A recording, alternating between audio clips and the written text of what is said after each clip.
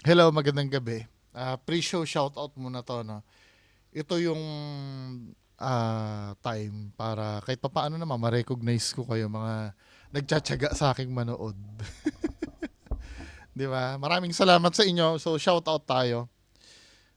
Hello, Sir Ledem Saxor. Hello. Ha? Ma'am Imelda Basquines. Sabing gano'n ni Ma'am Imelda Basquines. High-tech na ngayon, hindi katulad noon na pag sabi-sabi, maniwala agad. Educated na mga tao ngayon, hindi ngayon, kaya hindi basta-basta naniniwala na. 'Di ba?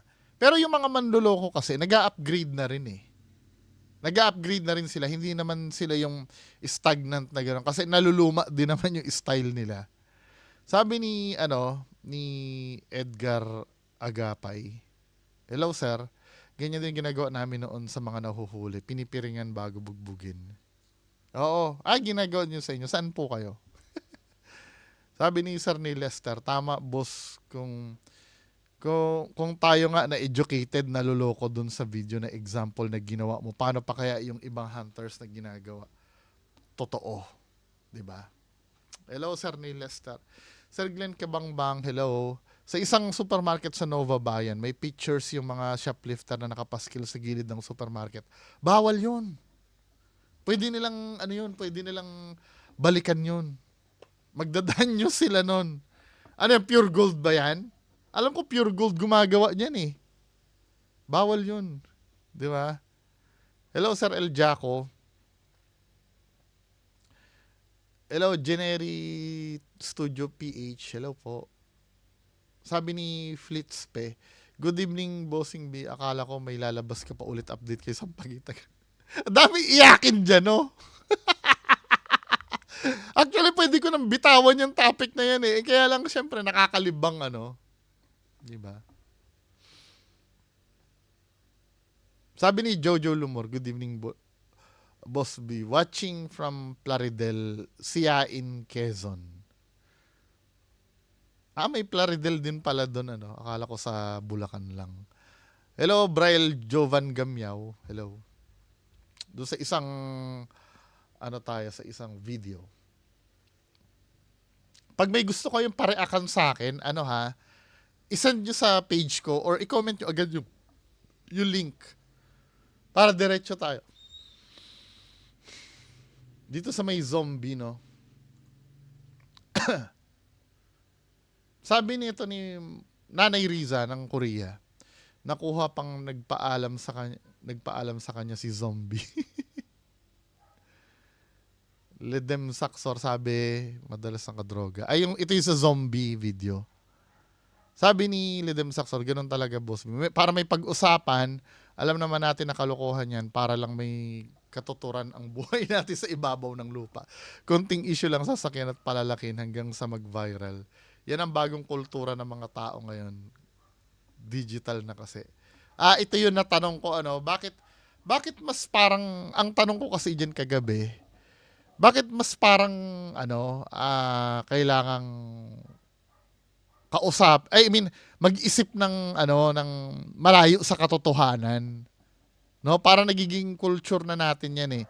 Yung mag-isip ng isang bagay na malayo sa katotohanan. No? Kesa dun sa logical na, Sabi ni Ma'am, nobela to eh. To si Ma'am Wisher Heartstar eh. Wish Heartstar. Sabing ganon. Zombie, di ba po patay na nabuhay ang zombie? Yung kumagat ba sa kanya ay may nagdeklara na patay na? Gaano katagal na declare na patay na yung umatake sa kanya? Labo ng balita ng KMJS.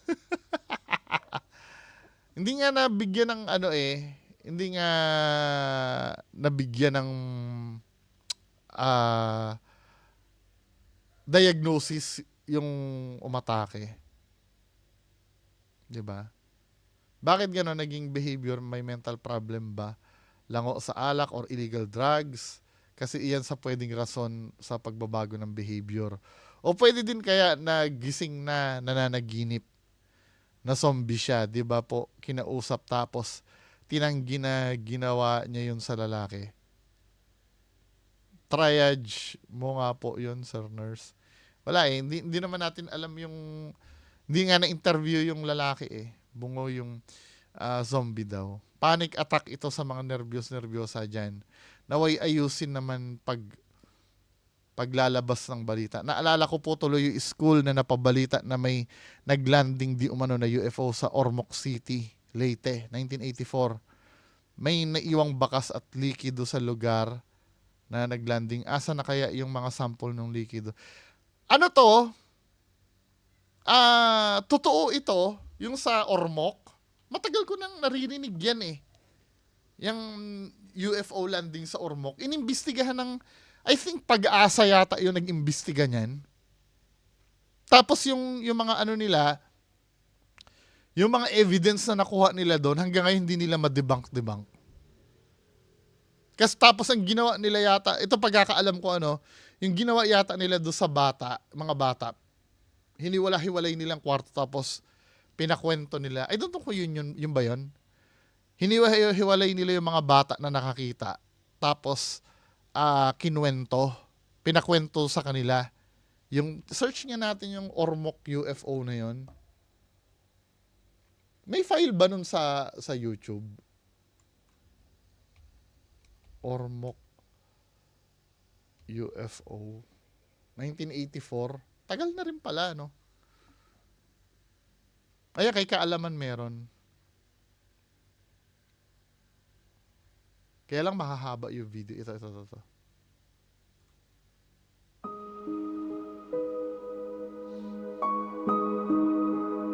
2023 naman na to.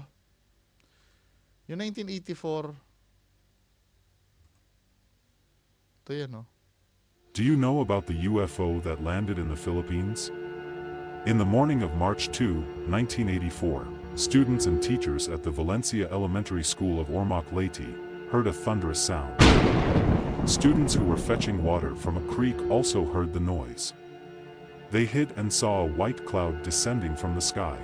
Parang katulad nung sa Ezekiel na na verse. Kung titingnan mo yung Ezekiel na Ezekiel 1.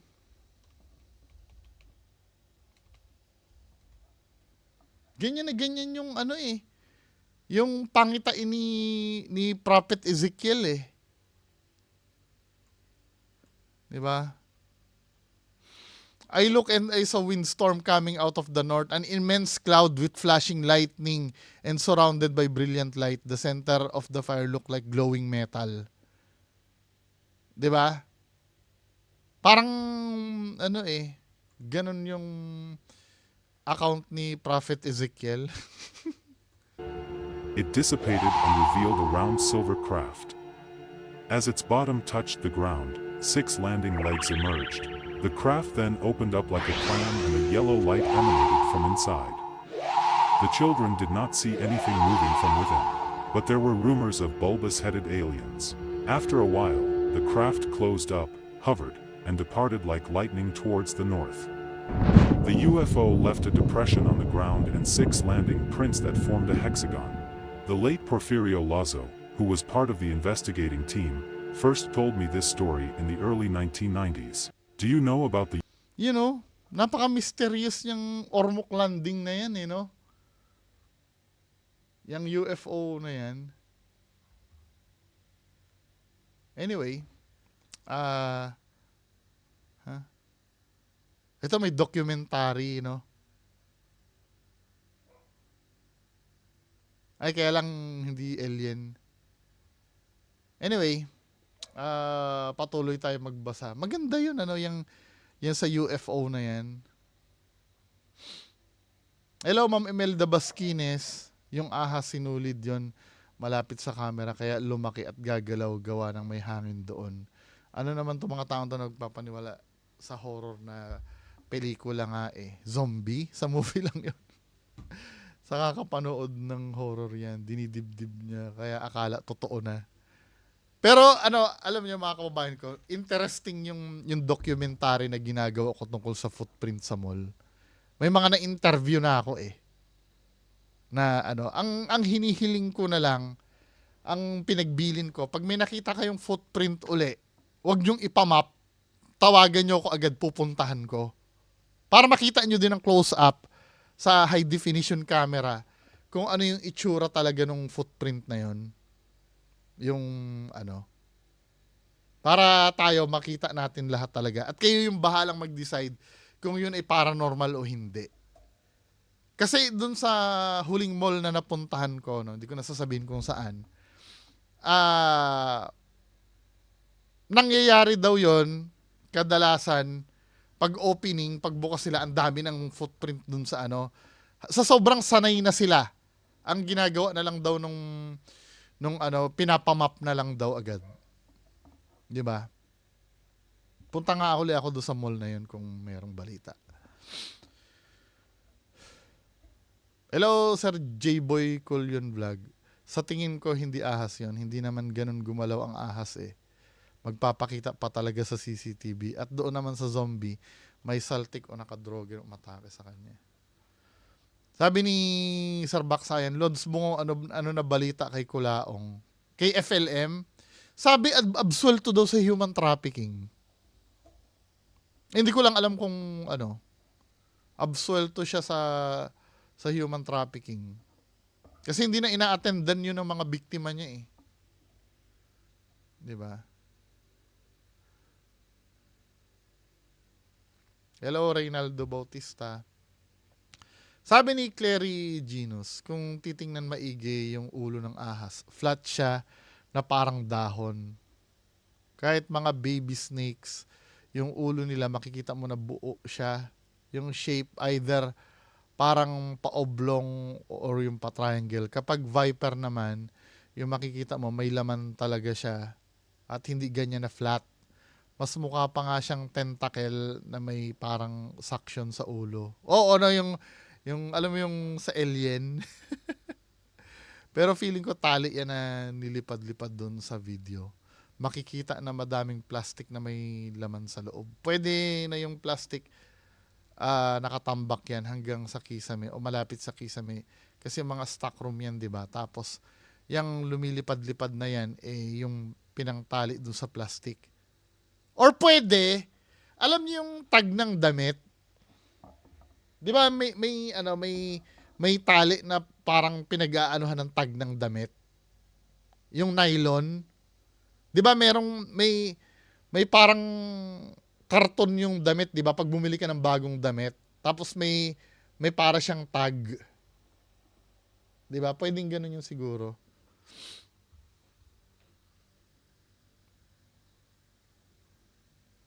Pwedeng hanger yun talaga. Tulad ng illusion dati ng magic sa ballpen. Yung ginaganon-ganon. Meron ba ako dito? Ito. Yung parang nabibend-bend. Yung ginaganon-ganon. Hello, Sir Benjo Camacho.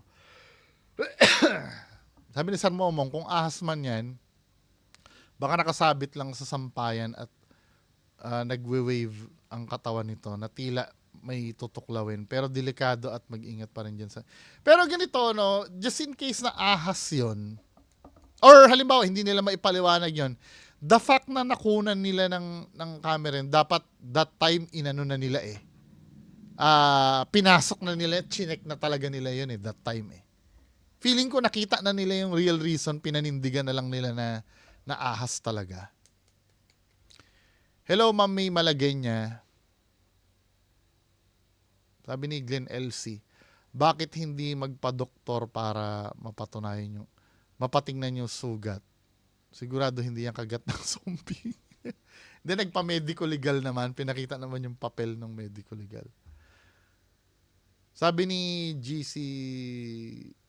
Sir GC719, cord na yan. Pwedeng cord, no? Sabi ni Sir Nori, tingin ko para siyang plastic na hanger na maliit na binabalutan ng manipis. Alam nyo, proud ako sa inyo.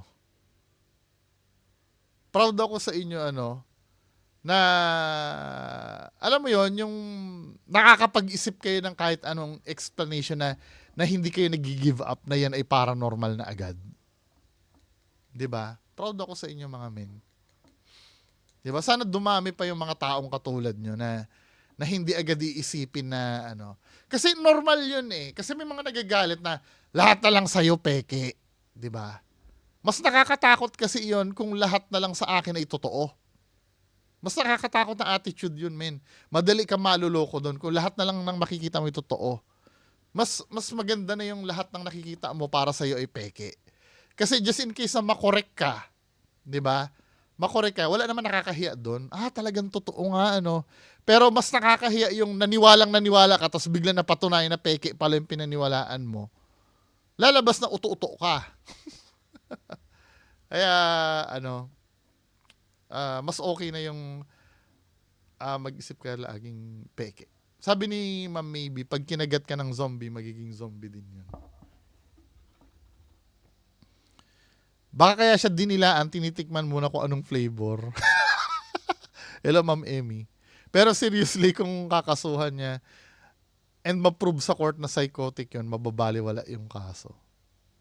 Hindi yata, ano, ang gagawin dyan, parang iaano siya sa mental asylum siguro.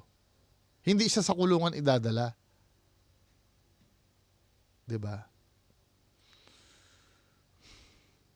Hello, Sarapi Medina. Simil, hello.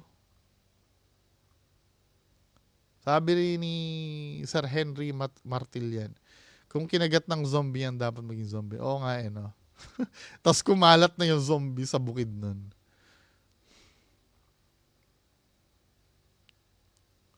Sabi ni Ken Scott, ay Mr. Bong, may napanood ako parang zombie, kaso sa USA yon. Pinoy din yung vlogger, parang zombie. Dahil yata sa drugs. Oo, may drugs na gano'n eh. Yung PCP yata yon. Nakakatakot, no? Para talaga silang mga, yung ano, pero bangag sila sa droga. Para silang mga, yung sa Walking Dead, ganun talaga. Tingnan nga natin.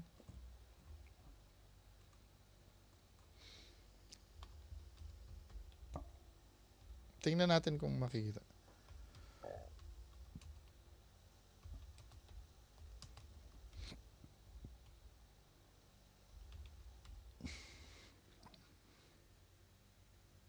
Oo, parang ganito. Yung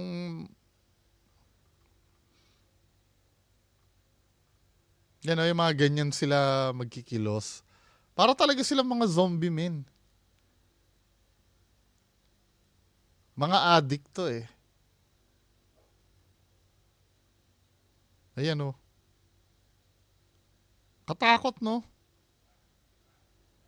Anyway, pagpatuloy natin. Sabi ni Flitzpe, grabe mukhang may problem lang sa pag-iisip yung tao, pinagkamala zombie. Porket nangangagat, hirap talaga sa mga rural areas, masyadong mapapaniwalaan sa mga bagay-bagay na minsan mahirap paniwalaan. Mga tama si Boss Bungo, baka addict lang yung umatake sa kanya, tapos walang pang follow up kaya mainit ulo, nangangagat. 'Di ba? Yung sinasabi ko kaya hindi naman siguro masama na mag-educate ka ng tao. Kaya lang syempre nami-misinterpret ng iba, no, na hindi mo ginagalang yung paniniwala, 'di ba? Doon naman tayo lagi bumabagsak eh. Yan lang muna, no. Oy, maraming salamat sa inyong lahat. Proceed tayo mamayang 10:00 sa main content. Maraming salamat po.